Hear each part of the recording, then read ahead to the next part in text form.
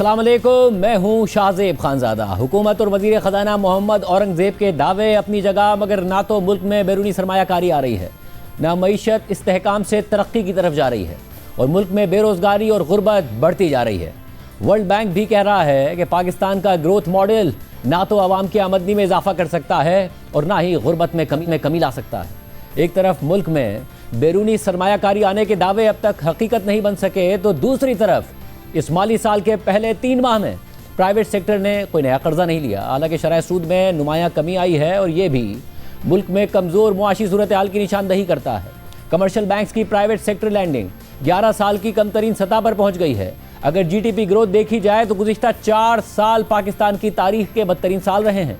जब नए वज़ीर ख़जाना मोहम्मद औरंगज़ेब को वज़ारत ख़जाना का कलमदान दिया गया तो उनसे तवक्को इस बात की थी कि वो मईशत में रिफॉर्म्स करेंगे। वो खुद भी इस बात को तस्लीम करते रहे कि पाकिस्तान को इस बूम बस्ट के साइकिल से निकलना चाहिए कि तरक्की हो तो साथ करंट अकाउंट का खसारा पैदा हो जाए और फिर डिफ़ॉल्ट का खतरा खड़ा हो जाए। और इसके लिए उन्होंने दावा किया कि वो रिफॉर्म्स करेंगे, मुल्क की बरामदात भी बढ़ाएंगे, मगर वो मुसलसल रिफॉर्म्स में नाकाम नजर आ रहे हैं। हुकूमत प्राइवेटाइजेशन करने, नुकसान करने वाले इदारों में रिफॉर्म्स करने और गवर्नेंस स्ट्रक्चर में मौजूद खामियों को दूर करने में मुसलसल नाकाम है। और ऐसा लगता है कि कम मुआशी तरक्की, कम बरामदात और बेरोजगारी और गुर्बत में मुसलसल इजाफा एक नया नॉर्मल बन गया है। सितंबर में महंगाई 5.6% रही, जो 10 माह की बुलंद तरीन सतह है। शरह सूद 11% से कम होने और मुल्क में मुआशी सरगर्मियां बढ़ने के इम्कानात मजीद कम हो गए हैं। और इस माली साल के इब्तिदाई 3 माह में FBR को टैक्स कलेक्शन में 198 अरब रुपए के शॉर्टफॉल का सामना है। मुल्क में पहले से ही टैक्स देने वाली इंडस्ट्री इंतहाई बुलंद टैक्स दे रही है और ये भी मुल्क में सरमायाकारी में बहुत बड़ी रुकावट है। रवा माली साल के इब्तिदाई 3 माह में रिटेलर्स, होलसेलर्स और एक्सपोर्टर्स के मुकाबले में तनख्वाहदार तबके ने दुगना टैक्स दिया है।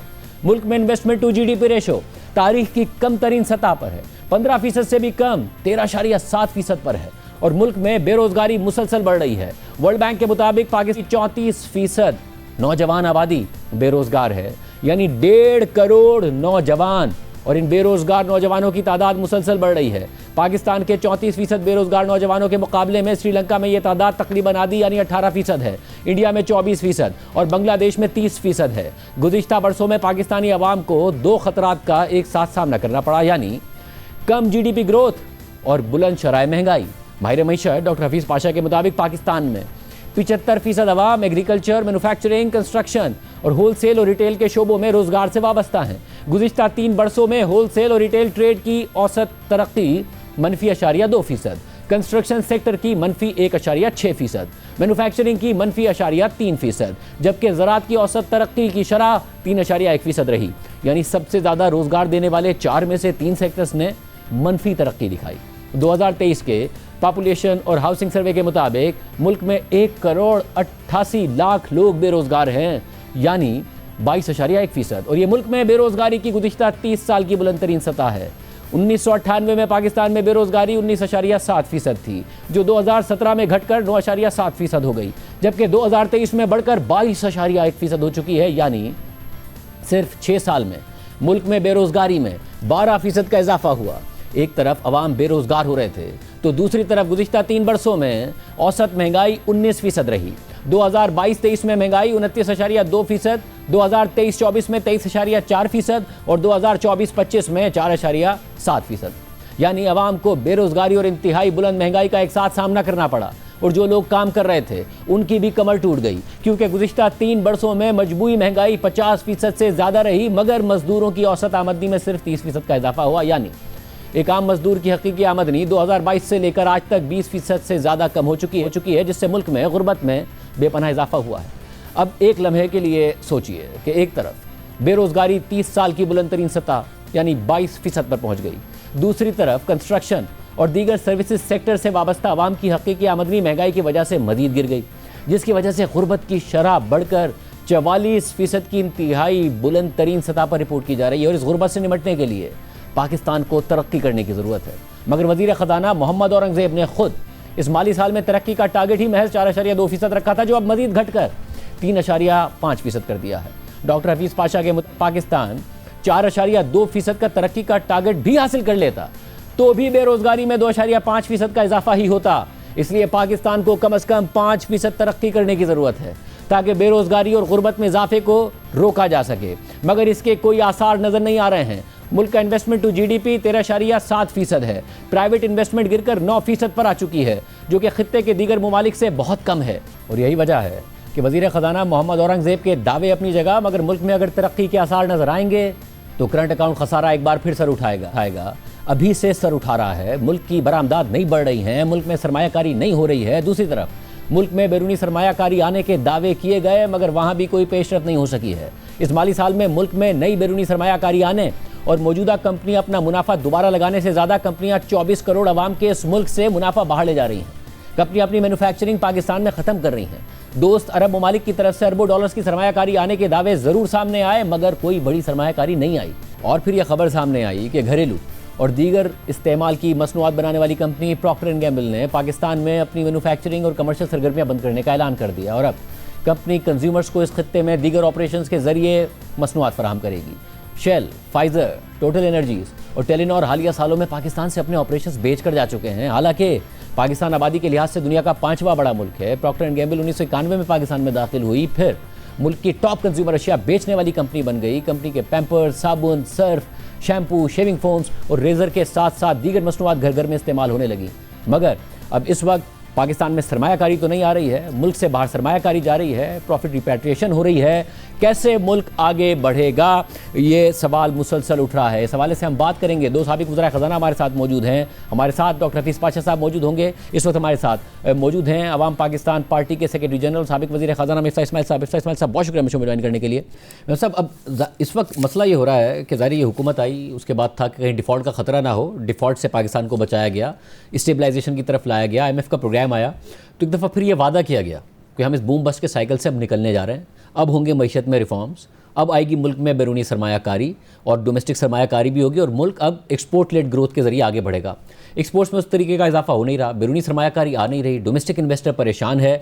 हम इस वक्त स्टेबलाइजेशन से निकल के ग्रोथ की तरफ जाते हुए बिल्कुल भी नहीं नज़र आ रहे हैं। क्या वजह है, कहाँ लैग कर रही है गवर्नमेंट? देखिए, स्टेबिलिटी आ गई, आपकी स्टेबिलिटी आ गई, इसमें कोई बहस नहीं है। ठीक है, ग्रोथ के लिए आपको कुछ रिफॉर्म्स करने थे, कुछ इस्लाहात करने थे। आपने जो भी स्टेबिलिटी लाए हैं, आपने सिर्फ 1 पैसे का हुकूमत का ख़र्चा कम नहीं किया है। 1 पैसे का आपने अपना ना सूबे का ना वफाक का आपने अखराजात कम किए, आपने सिर्फ टैक्स बढ़ाए। तो आपने लोगों की डिमांड ख़त्म कर दी है। लोगों के पास जो पैसे होते जिससे वो इन्वेस्ट करते, पैसे वो लगाते कहीं पे, खर्च करते, वो पैसे तो आपने ले लिए। जब 61% टैक्स होगा आपकी कंपनियों के ऊपर, 40% नौकरी पेशा लोगों के ऊपर, तो कहाँ से पैसे होंगे लोगों के पास? तो आपकी इन्वेस्टमेंट नहीं आ रही पाकिस्तान में, ना ग्रोथ आ रही है, अनएम्प्लॉयमेंट बढ़ रही है। ये मसला है, क्योंकि हुकूमत ने रिफॉर्म्स नहीं किए। नहीं, मगर जो बैरूनी सरमायाकारी है, 24 करोड़ का मुल्क है, कुछ कंपनियाँ बंद करके गई, मगर दोस्त ममालिक से सरमायाकारी का बहुत कहा गया, वो क्यों नहीं मटेरियलाइज हो रही है? कहाँ लैग कर रहा है? इतनी बड़ी कंज्यूमर मार्केट है पाकिस्तान। मार्केट कंज्यूमर बहुत बड़ी है, लेकिन जो कंज्यूमर कंपनीज थी, दुनिया की सबसे बड़ी consumer company Procter and Gamble आपको छोड़ के जा रही है, माइक्रोसॉफ्ट चले गई, एल्का नोबल जा रही है, रफान मेज़ थी, वो CDC कॉरपोरेशन ऑफ अमेरिका की कंपनी थी, वो सब जा रहे हैं। एक तो ये है कि आप को पैसे ले जाना बहुत मुश्किल है। यहाँ पे पाकिस्तान के अंदर अगर कोई सऊदी अरब से या UAE से इन्वेस्ट करते हैं ज़्यादा पैसे, तो उनको ये भी डर है कि यार हमको वक्त पे पैसे वापस ले जाने देंगे, प्रॉफिट रिपेट्रिएशन होगा कि नहीं, क्योंकि हम इन हादसों से निकलें। नंबर 2 कि 61% टैक्स में हम क्या कमा लेंगे? क्या पाकिस्तान के अंदर कोई चीज़ की मरात है? क्या बिजली इधर सस्ती है? नहीं। आपकी पूरे कोई मुल्क उठा लें, उससे महंगी बिजली पाकिस्तान की है। कोई मुल्क उठा लें, उससे ज़्यादा टैक्स है। कोई मुल्क उठा लें, उससे ज़्यादा गैस है। गैस की मिसाल मैं आपको दे रहा हूँ कि इनको LNG मिलती है $8 के नीचे, ये बेच रहे हैं इस वक्त इंडस्ट्री को 4500 रुपये की, 4200 रुपये की। मतलब ये पागलपना है ना। सो अगर आपकी हुकूमत इतनी इनफिशेंट हो और उसके बाद आप 1 पैसे का रिफॉर्म ना करें, तो उसका बोझ आवाम पे पड़ता है। तो ये बोझ पड़ रहा है। मगर इसमें सब में जब बार बार कहा गया कि अगर कोई बाहर से वज़ीर ख़ज़ाना आए तो चीज़ें बेहतर हों, प्राइवेट सेक्टर से आए मोहम्मद औरंगज़ेब साहब, इन्होंने बड़े वादे किए कि जब बूम बस्ट साइकिल से निकालेंगे, तो कहाँ डायरेक्शन कहाँ मिस हो रही है कि जब एक दफ़ा स्टेबलाइजेशन आ गई, प्रेशर्स हट गए, फोकस यही क्यों नज़र आता है कि बस IMF से अगली किस्त लेनी है और उसी के लिए काम करना है? उससे आगे का फोकस क्या वजह है? फाइनेंस मिनिस्ट्री में जाके क्या हो जाता है इंसान? नहीं, कुछ भी नहीं हो जाता। देखें, 2-3 चीज़ें करनी चाहिए थी जो नहीं की हैं। नंबर 1, NFC के अंदर आपको सुबह के शेयर्स रिड्यूस करने हैं, और उसके बाद ये नहीं है कि वफाक के अखराजात बढ़ा दिए जाएं। आपने पिछले 3 सालों में कहीं पर वफाक के अखराजात कम नहीं किए। हुकूमत वादे करती रही कि हम पेंशन रिफॉर्म्स करेंगे, नहीं किया। हुकूमत वादे करती रही हम राइट साइजिंग करेंगे, जिसका मतलब है हुकूमत को छोटा करेंगे, नहीं किया। हर जगह आपकी हुकूमत की साइज़ बढ़ रही है, सूबों की हुकूमतों की साइज़ बढ़ रही है। ना आप निचकारी कर रहे हैं, ना आप हुकूमत की साइज़ को छोटा कर रहे हैं, ना आप अखराजात कम कर रहे हैं। आपके खसारे हैं और खसारे कम करने के लिए आप टैक्स बढ़ा रहे हैं। तो कहाँ से ग्रोथ आएगी? आपने ग्रोथ लेके आनी है, आप NFC अवार्ड चेंज करें। आपने ग्रोथ लेके आनी है, आप निचकारी करें, आप बिजली सस्ती करें। बिजली की पूरी अक्सर हमारी पॉलिसी गलत है, गैस की पूरी पॉलिसी गलत है। आपने उस हिसाब से प्राइसिंग करी हुई है कि एज एफ पाकिस्तान में शॉर्टेज हो बिजली की। पाकिस्तान में तो एक्सेस बिजली है। तो इधर आपने वही स्ट्रक्चर है प्राइसिंग का जो आपका 2012 में था। इंडस्ट्री को ग्रिड पे लाना था, वो क्या हुआ? मटेरियलाइज हुआ? नहीं हुआ। वो तो कभी होना ही नहीं था। और मुझ जैसे लोगों ने, ये जो हमारे हुकूमत के करता धरता है, उनको कहा था कि ये नहीं होगा। आपने गैस महंगी कर दी, गैस अनवायबल कर दी लोगों के लिए, लेकिन कोई बिजली पे गया नहीं। आपकी इस वक्त बिजली 40 रुपए की लेस से बेच रहे हैं, 39 रुपए की बेच रहे हैं इंडस्ट्री को। यहाँ पे आप अगर कराची में या सिंध में विंड लगा लें तो आपको 15 और 14 रुपए का विंड पड़ता है। पंजाब में आप विंड नहीं लगा सकते क्योंकि इतनी विंड नहीं होती। आप सोलर लगा लें, आपको 16-17 रुपए का सोलर पड़ता है। अगर आप बायोमास लगा लें तो आपको 20-22 रुपए में पंजाब में, 23-24 रुपए में कराची में पड़ जाएगा। आप क्यों जाएंगे ग्रिड पे? ना ग्रिड रिलायबल है और ग्रिड महंगा है। पॉलिसी रिवर्सल्स होते हैं। हमको आज भी नहीं पता कि ये पॉलिसी जो अब इन्होंने गैस की करी है, जिससे कि SSGC को नुकसान हो रहा है, SNGPL को नुकसान हो रहा है, वो रहेगी कि नहीं? मेरा नहीं ख्याल है कि ये पॉलिसी भी चल सकेगी। और तो 22% से 11% पर शरह सूद आई। अब जो सितंबर का नंबर आया, 10 माह की इन्फ्लेशन बुलंद तरीन है, 5-6%।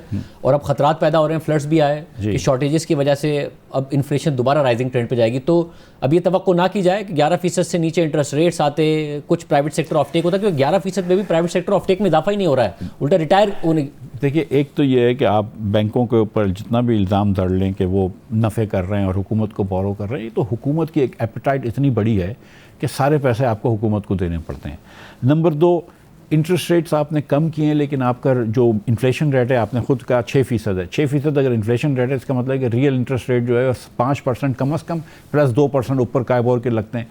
तो 7% में आपको नहीं प्राइवेट सेक्टर को वारे में आ रहा। इस पाकिस्तान के अंदर जहाँ पे इंटरेस्ट रेट्स को छोड़ दें अगर आप, जहाँ पे टैक्स रेट्स इतने महंगे हों, बिजली इतनी महंगी हो, मुझे नहीं समझ में आता। मैं बिजनेसमैन भी हूँ, मुझे नहीं समझ आता कि आज किस इंडस्ट्री को नफ़ा हो रहा है। एक्सपोर्ट्स कम, स्लो नहीं बढ़ रहे, एक्सपोर्ट कम हो रहे हैं। पिछले साल के इस क्वार्टर से पाकिस्तान में इस साल के इस क्वार्टर में एक्सपोर्ट्स कम हुए हैं। हम दुनिया में कंपैरेटिव नहीं रहे। हमको बड़ा अच्छा चांस मिला हिंदुस्तान से। ड्यूटी पाकिस्तान की बहुत बढ़ गई है, हिंदुस्तान की बहुत कम है। हमको बड़ा अच्छा चांस इस वक्त है कि दुनिया भर में तेल से जो है वो $60 का हो गया है। ये तेल $120 का था जब मैं वज़ीर था, मिसाल के तौर पे। आपको इतना सस्ता तेल मिल रहा है, कमोडिटीज सस्ती हुई हैं। थोड़े से रैशनल फैसले कर लें, थोड़े से बहादुर फैसले कर लें, थोड़े से सियासत से बालातर होकर फैसले कर लें, मुल्क तो चल जाएगा। मसला क्या है? इसमें जब अब बात करते हैं डेटा की, उसमें PBS वर्सेस स्टेट बैंक का जो मामला है, अब ज़ाहिर स्टेट बैंक जो फाइनल पेमेंट के हिसाब से हो रहा होता है, अब $5.9 अरब और $5 अरब। ऐसा लग रहा था कि एक बहुत बड़ा करंट अकाउंट डेफिसिट आएगा सितंबर के महीने में, बट सरप्लस आ गया क्योंकि बहुत $1 अरब का डेटा का फर्क है। $11 अरब का वैसे कहा जाता है। कहते हैं IMF ने भी सवाल उठाया। ये क्या मसला क्या है एग्जैक्टली? आप खुद फाइनेंस मिनिस्ट्री में रहे। 2 इसमें अलग अलग मसले हैं। एक तो नंबर आता है जो आपका प्राल का नंबर होता है, जो कंप्यूटर FBR का नंबर है, उसका और PBS के नंबर में फ़र्क है। और वो प्राल के नंबर ज़्यादा होता है, PBS का नंबर कम होता है। तो PBS थोड़ा सा आपको इम्पोर्ट एक्सपोर्ट कम दिखा रही है, इम्पोर्ट कम दिखा रही है। दूसरा जो फ़र्क है वो स्टेट बैंक से। स्टेट बैंक क्योंकि आपके डॉलर्स आए गए उसके हिसाब से करता है, ये नहीं करते। स्टेट बैंक का डेटा जो है वो ज़्यादा रिलायबल है। अगर स्टेट बैंक कह रहा है कि इस बार करंट अकाउंट डेफिसिट कम है तो सही कह रहा है, लेकिन इसका ये मतलब है कि इस बार आपने इंपोर्ट कर लिया, अभी पैसे नहीं गए, अगले 2 महीनों में पैसे जाएंगे तो ये वापस आ जाएगा आपके उसमें। यानी कि इवेंचुअली जो PBS का नंबर है वो आज नहीं रिफ्लेक्ट हो रहा तो अगले 2 महीने में आ जाएगा। जो PBS का डेटा गलत होता है उसकी 2 वजूहत हैं। एक तो ये है कि वो जो आसान एक्सप्लेनेशन है और शायद सही भी है और इनएक्यूरेट एक्सप्लेनेशन है, वो कि इनकी क्वेरी गलत थी। ये PBS वाले जब डेटा उठाते थे प्राल से तो वो 2017 से उन्होंने चेंज नहीं किया कंप्यूटर क्वेरी, तो उसमें वो EFS नहीं डालते थे। लेकिन दूसरा ये कि EFS में चोरी भी बहुत हुई है।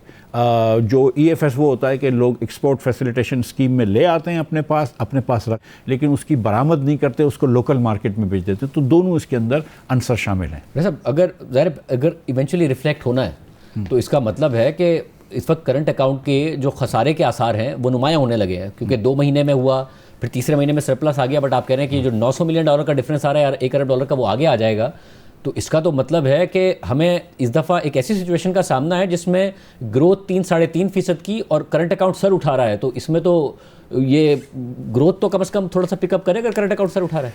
उसमें यही मसला है कि वो बूम बस्ट की तरफ नहीं जा रहे हैं, हम बस से बस्ट फिर ना चले जाएं। लेकिन ये बात दुरुस्त है आपकी कि अगर करंट अकाउंट अमूमन जब बढ़ता है करंट अकाउंट का खसारा, तो इसका मतलब है कि ग्रोथ यहाँ 5-6% हो जाती है। अभी तो शायद हम 3.5 पे भी नहीं है। पिछले 3 सालों की एवरेज जो है वो 2% से कम है। पाकिस्तान की जो पर कैपिटा जीडीपी है वो 3 साल से कम हो रही है। जो हाउसिंग सर्वे के हिसाब से जो अनएम्प्लॉयमेंट आई है वो 20% आई है। बहुत सारे मसाइल हैं, पावर्टी बहुत बढ़ चुकी है, नौकरी लोगों को नहीं मिल रही है। जब तक 5% ग्रोथ नहीं लाते आप, ये जो 20-25 लाख बच्चे हमारे लेबर फोर्स में आते हैं उनको एब्जॉर्ब नहीं कर सकते जब तक आप ग्रोथ नहीं लाएंगे। ये देखें, ये मुल्क पाकिस्तान 20 साल से हिंदुस्तान, बांग्लादेश वगैरह से पीछे चल रहा है, पीछे जा रहा है। मतलब हर साल वो ज़्यादा आगे निकल जाते हैं, हम 3 साल से अपने आप से पीछे जा रहे हैं, हम अपने आप से गरीब होते जा रहे हैं। ये सस्टेनेबल नहीं है, इसीलिए हुकूमत का कोई बयानिया भी नहीं बिकता कि ये सस्टेनेबल नहीं है।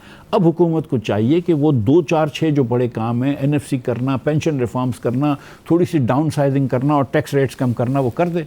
मेरे ख्याल से अगर सिर्फ इतनी चीज़ें कर दें आप, हुकूमत थोड़ी सी पीछे हट जाए ना, तो प्राइवेट सेक्टर संभाल लेगा। बहुत शुक्रिया साबिक वज़ीर ख़ज़ाना मिस्टर इस्माइल साहब को आपने सुनी। हमारे साथ एक और साबिक वज़ीर ख़ज़ाना डॉक्टर हफीज़ पाशा साहब मौजूद हैं। डॉक्टर साहब, बहुत शुक्रिया हमें शो में ज्वाइन करने के लिए। डॉक्टर साहब, आप भी बहुत दफ़ा लिख चुके हैं, पाकिस्तान में जितनी अनएम्प्लॉयमेंट बढ़ रही है उस पर आपने तफसील से लिखा है, पाकिस्तान में जितनी गुर्बत बढ़ रही है उस पर आपने तफसील से लिखा है। तमाम चीज़ों पर भी बात करेंगे, मगर उससे पहले अब इस बात का उम्मीद कर रही थी हुकूमत कि 4% ज़्यादा तरक्की होगी, हालांकि जो बैनुल अक़वामी इदारे हैं वो फिर भी 4% की नहीं एक्सपेक्टेशन थी उनकी। अब तो फ्लड्स के बाद 3.5% हुकूमत कह रही है। आपके ख्याल में वो जो सिलसिला है जिसमें पाकिस्तान मुसलसल जो है बेरोज़गारी का सामना कर रहा है, उसी का तसलसल होगा ये वाली साल भी? बिस्मिल्लाहिर्रहमानिर्रहीम। देखिए, अगर आप सैलाब का जो असर होता है माशी हालात पर, अगर आप 2022 का सैलाब देखें तो मुझे अफसोस से कहना पड़ता है कि उसके नतीजे में हमारा शरह-ए-नमू जो है वो मनफी हो गया था। अब फिर देखना यह है कि इस साल किस हद तक नुकसानात हुए हैं, और मुझे इस बात का कुछ अफसोस है कि हुकूमत ने, प्रोविंशियल और फेडरल हुकूमत ने मिलकर अभी तक एक फ़ाइनल एस्टिमेट नहीं दिया है। हमें मुख्तलिफ एस्टिमेट्स आते रहते हैं, मगर फसलों पर कितना असर हुआ है, आपके घरों पर, इंफ्रास्ट्रक्चर पर वगैरह, ये सब जब आप मिला के देखेंगे तो हमारा जो अंदाज़ा है कि अगर पाकिस्तान का शरह-ए-नमू इस साल 2% तक रहता है तो वो मेरे ख्याल से अचीवेबल है। उससे ज़्यादा जब आप सैलाब के असरात लेंगे तो बड़ा मुश्किल लगता है।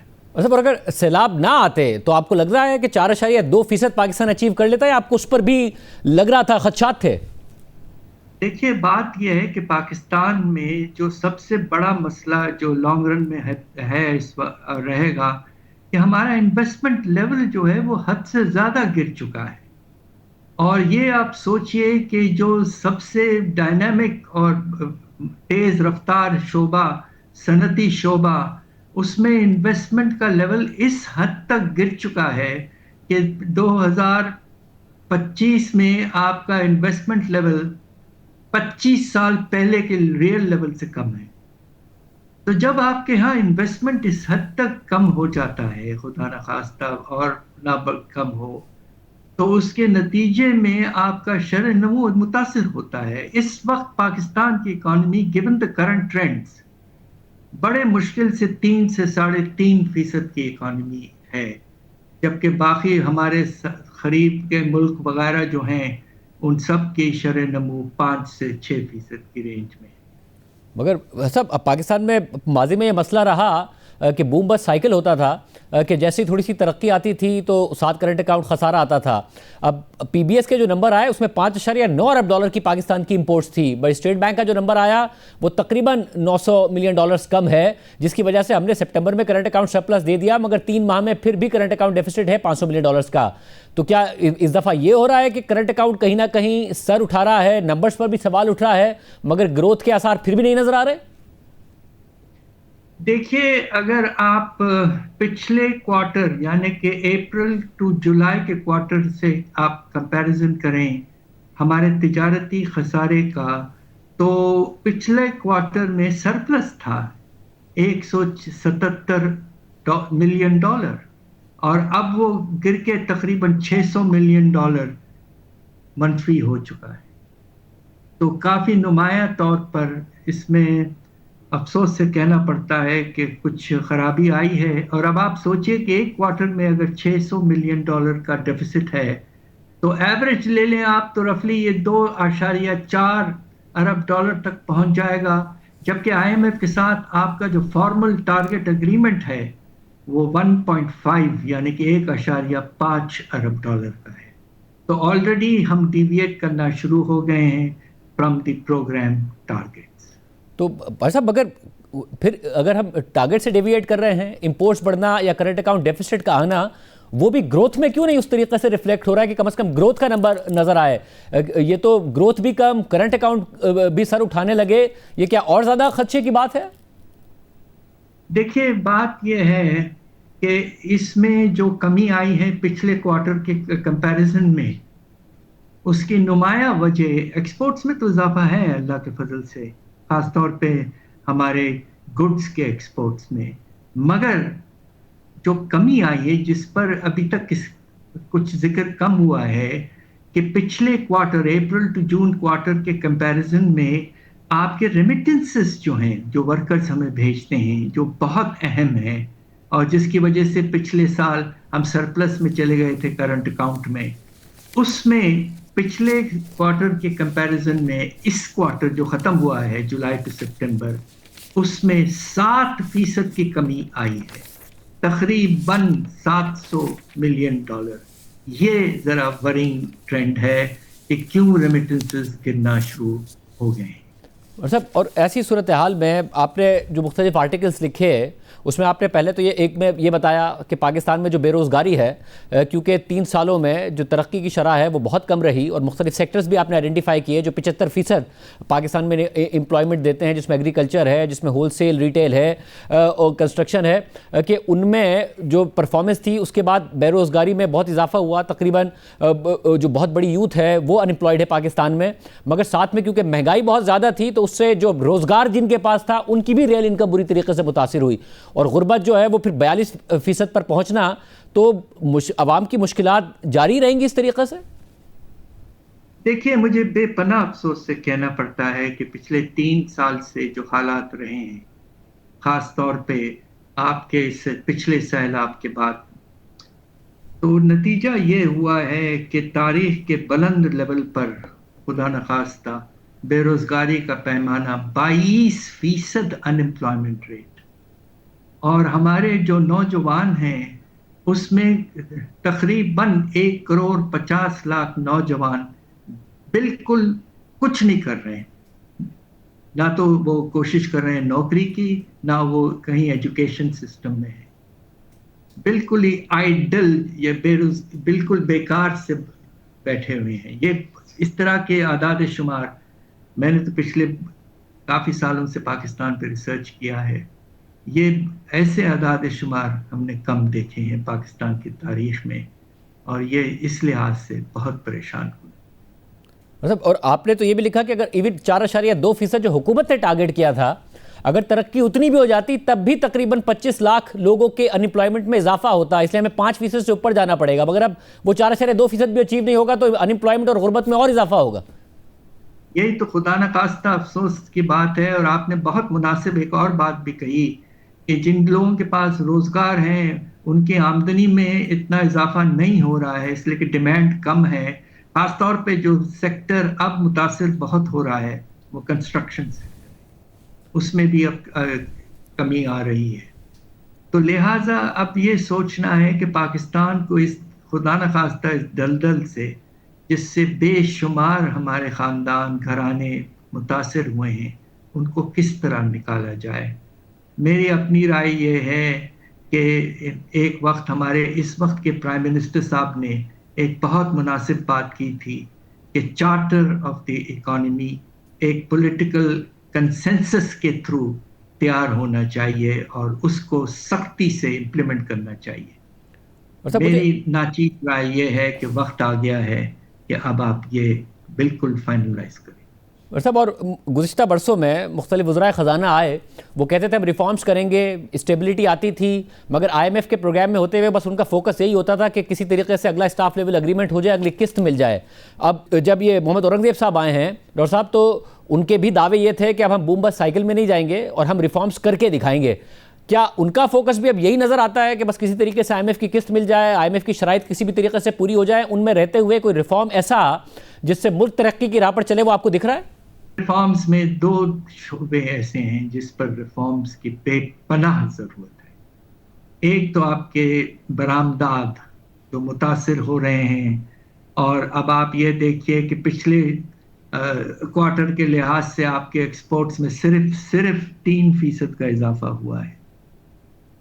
और अगर हमें अपने फाइनेंशियल पोजीशन को मुस्तहकम करनी है तो हमारे एक्सपोर्ट्स में कम से कम 9 से 10% इजाफा सालाना होना चाहिए, जो इस सेंचुरी जो है इसके आगाज़ में हमने देखा था। पाकिस्तान के एक्सपोर्ट्स 2001 से 2008 तक सालाना 10% के रेट से बढ़ते रहे, और उसकी वजह क्या थी? वजह ये थी कि हमने अपने एक्सपोर्टर्स को बहुत इंसेंटिव्स दिए, उनको सपोर्ट किया। अभी ये पोजीशन यही पाकिस्तान ने, अब आप हैरत होगी, जब हम हुकूमत में थे तो हमने 1% टैक्स, फिक्स टैक्स लगाया था एक्सपोर्टर्स पर। वो पिछले साल के बजट में आपने निकाल दिया और फुल टैक्स पे ले आए। दुनिया भर में एक्सपोर्टर्स को इंसेंटिव्स मिलते हैं, बांग्लादेश देता है, हिंदुस्तान देता है। हमने अपने एक्सपोर्टर्स से इंसेंटिव्स हटा लिए, और अब एक और बड़ा प्रॉब्लम कि 1.5 साल तकरीबन होने को आए हैं, रुपए के कदर को आपने आर्टिफिशियल इतना मुस्तहकम रखा है। इस वक्त अगर मैं थोड़ा टेक्निकल बात करूं कि रियल इफेक्टिव एक्सचेंज रेट आपका 100 से ऊपर जा चुका है, और एक्सपोर्टर्स को मुनासिब कीमत नहीं मिल रही है रुपीस में। तो इस तरह के स्टेप्स आपको लेने हैं टू कंसोलिडेट, प्रमोट एक्सपोर्ट्स। दूसरा, आपको रेवेन्यूज को ब्रॉड बेस करना है। आपका बेस जो है रेवेन्यूज का, वो 2-3 सेक्टर्स पे बेस्ड है। एक आपका कॉरपोरेट सेक्टर, दूसरा बैंकिंग का जो सेक्टर, फाइनेंशियल सेक्टर, और तीसरा आपके सैलरी क्लास। आपके 3 और बड़े शोबे हैं जहां से बेशुमार रेवेन्यूज हासिल कर सकते हैं अगर आप निज़ाम ठीक करें और लॉज को इम्प्लीमेंट करें। एक आपकी प्रॉपर्टी, जिसपे 6 टैक्सेस हैं पाकिस्तान में, फेडरल और प्रोविंशियल, और खींच खांच के हम 200 अरब उठाते हैं कुल। दूसरा आपका जो बड़ा सेक्टर है, इकोनॉमी का सबसे बड़ा sector, wholesale and retail trade sector, just as a sub sector. तो उसमें आप ये देखिए कि रेवेन्यूज ना होने के बराबर है। पिछले साल हमने ताजिर दोस्त स्कीम चलाई थी, 50 अरब का टारगेट रखा, उसका 1/4 हिस्सा भी शायद नहीं हो पाया। और तीसरा क्लास जो है वो एग्रीकल्चरल, आपके बड़े जमींदार। तो पाकिस्तान को अपने बदन के खून को अगर बढ़ाना है तो 2 चीजों की जरूरत है, बरामदात और टैक्स रेवेन्यूज।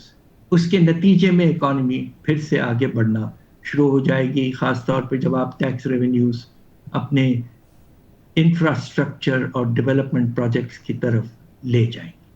बहुत शुक्रिया डॉक्टर साहब की गुफ्तगू आपने सुनी। ब्रेक शामिल करते हैं, कुरान पर बात करेंगे ब्रेक के बाद।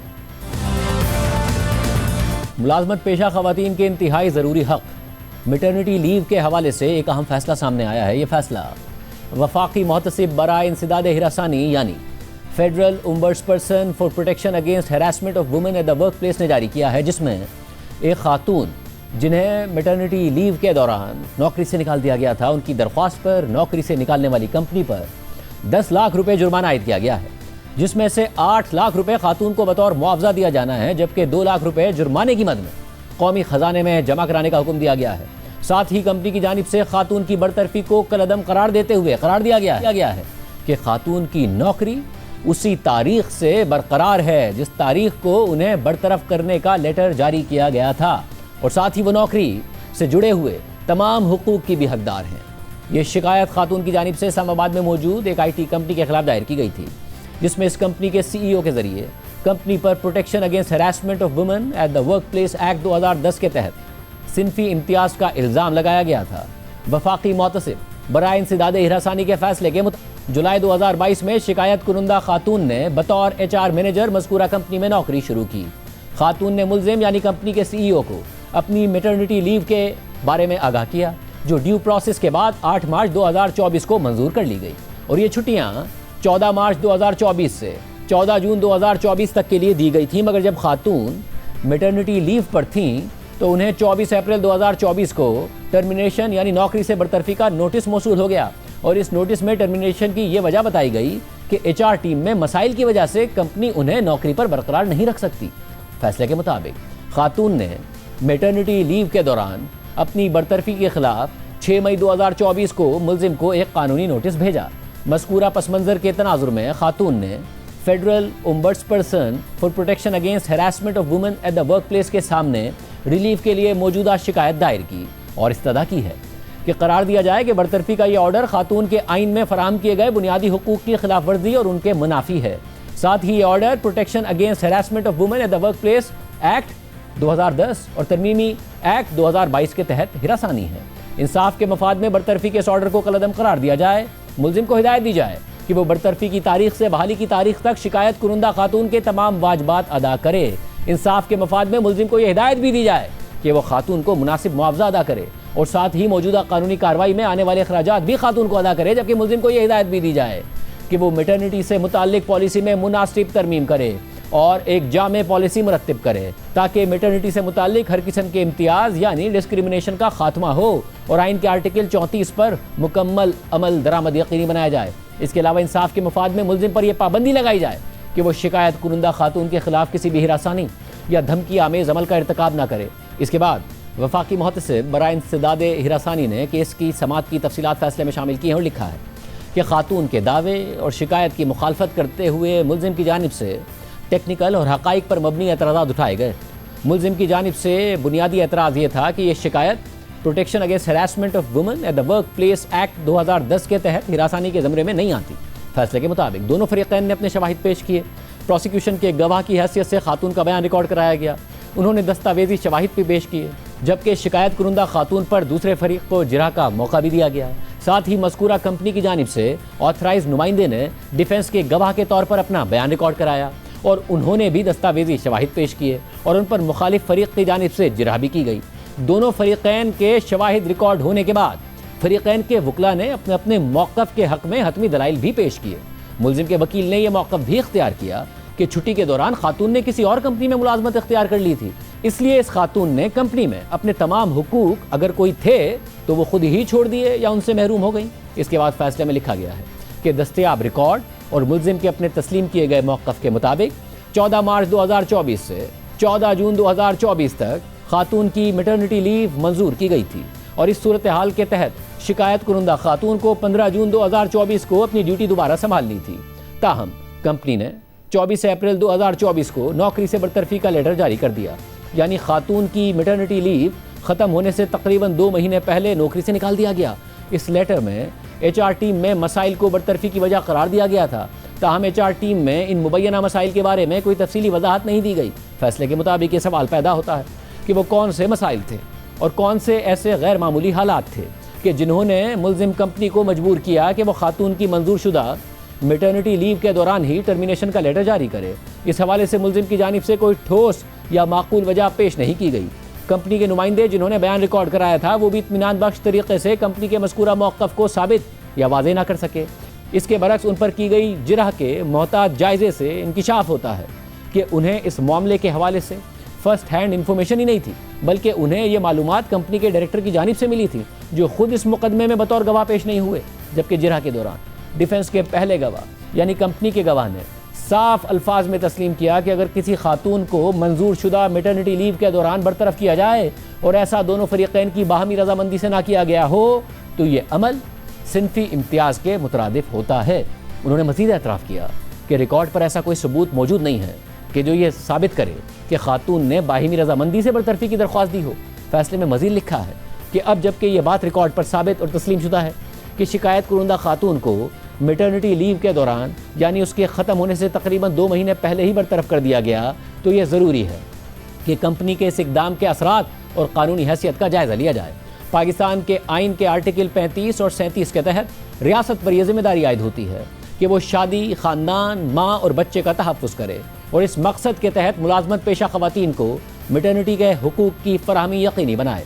आइन का आर्टिकल 25 सिनफी इम्तियाज से मुताल्लिक है और ये वाज़ेह करता है कि ख़वातीन की सेहत की ज़रूरियात जैसे कि मैटरनिटी के दौरान देखभाल को नज़रअंदाज करना सिनफी इम्तियाज के ज़मरे में आता है। महफूज ज़चगी के हक़ की खिलाफ वर्जी आर्टिकल 25 की खिलाफ वर्जी है और साथ ही ये आर्टिकल 14 में फराहम किए गए ख़वातीन के वक़ार के हक़ को भी मजरू करती है और यह हक़ एब्सोल्यूट, नाकाबिले बहस और नाकाबिले तनसीख है।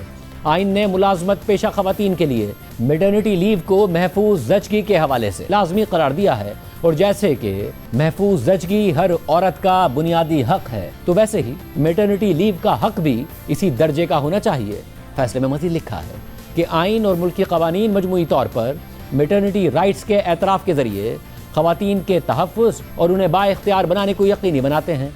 आइन के आर्टिकल 37 के तहत रियासत को यह हिदायत दी गई है कि वो मुनसिफाना और काम करने के लिए अच्छे हालात फराम करे और तमाम शोबों में काम करने वाली ख़वातीन के लिए मैटरनिटी बेनिफिट्स को यकीनी बनाए। ख़ास तौर पर मैटरनिटी और पैटर्निटी लीव एक्ट 2023 दोनों वालिदैन के लिए छुट्टी की मंजूरी के तरीक़ाकार और हक़ को वाज़ेह करता है और मजमूई तौर पर यह तमाम शिक़ें ख़वातीन के आइनी हुकूक जैसे कि उनका वक़ार, बराबरी और समाजी तहफ़्फ़ुज़ की ज़मानत देती हैं और साथ ही रियासत की ये जिम्मेदारी भी उजागर करती हैं कि वो माँ की सेहत और बहबूद के तहफ़्फ़ुज़ को यकीनी बनाएं। इसके बाद फैसले में ख़वातीन के हुकूक, सिनफ़ी इम्तियाज़, ख़ास तौर पर मैटरनिटी के दौरान ख़वातीन के हुकूक से मुताल्लिक़ आलमी क़वानीन और बैनुल अक़वामी इदारों की रिकमेंडेशंस के हवाले शामिल किए गए हैं।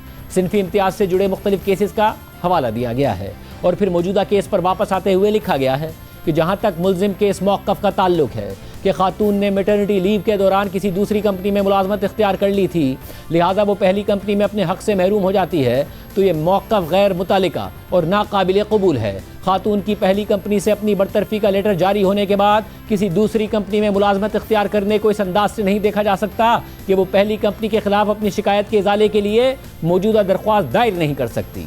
मज़कूरा बहस के नतीजे में मुल्ज़िम की जानिब से शिकायत कुरुंदा खातून को मैटरनिटी लीव के दौरान बरतरफ करना protection against harassment of women at the work place act 2010 के सेक्शन 2H के मानों में सिनफ़ी इम्तियाज़ के ज़मरे में आता है और ये अमल मज़कूरा कानून की शिक 4 की ज़ेली शिक 4 के तहत काबिल सज़ा भी है और मज़कूरा हालात को मद्देनज़र रखते हुए ये मुनासिब और मुनसिफाना है कि मुल्ज़िम पर 10 लाख रुपए जुर्माना आयद किया जाए, जिसमें से 8 लाख रुपए खातून को बतौर मुआवजा अदा किए जाएँ, जबकि बाकी 2 लाख रुपए कौमी ख़जाने में जुर्माने की मद में जमा कराए जाएँ। इसके अलावा 24 अप्रैल 2024 का नौकरी से बरतरफी का ऑर्डर कानून की नज़र में कलअदम है और इसका खातून की मुलाजमत पर कोई असर नहीं पड़ता, तो लिहाजा इसे ऐसे तस्वुर किया जाएगा कि जैसे खातून के खिलाफ कोई बरतरफी का ऑर्डर जारी ही नहीं हुआ था और वो 14 जून 2024 तक और उसके बाद भी कंपनी की मुलाजमा रही हैं। खातून के सर्विस कॉन्ट्रैक्ट की टर्मिनेशन के लिए कंपनी पर लाजिम है कि वो कानूनी तरीक़ाकार और मुतल्लिका कवायद और ज़वाबित पर अमल करे जब तक कि खातून को कानूनी तरीक़े से उसकी जिम्मेदारियों से सुबुकदोश नहीं कर दिया जाता,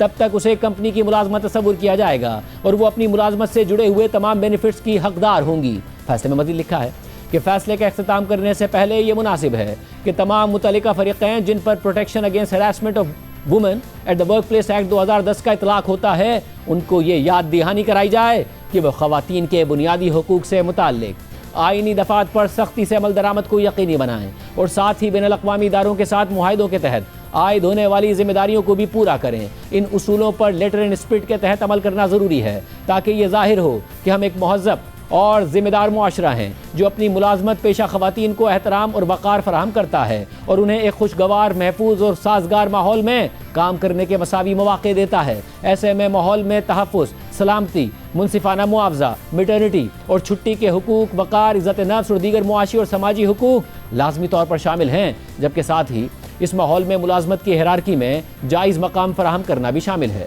प्रोग्राम में एक ब्रेक शामिल करते हैं, उसके बाद एक और अहम खबर आपके सामने रखेंगे। अमेरिकी सदर ट्रंप बार बार पाकिस्तान और भारत के दरमियान सीज़ फायर का जिक्र कर रहे हैं।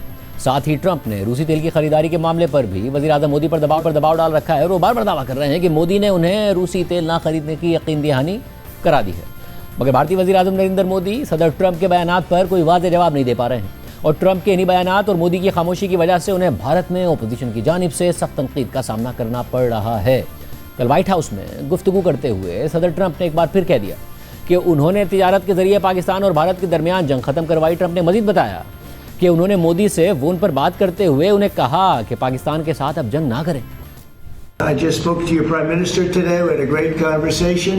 We talk about trade. We talk about a lot of things, but mostly the world of trade. He's very interested in that. Although we did talk a little while ago about let's have no wars with Pakistan, and I think the fact that trade was involved, I was able to talk about that. And we have no war with Pakistan and India, and that was a very, very good thing. But he's a great person, and he's become a great friend of mine over the years.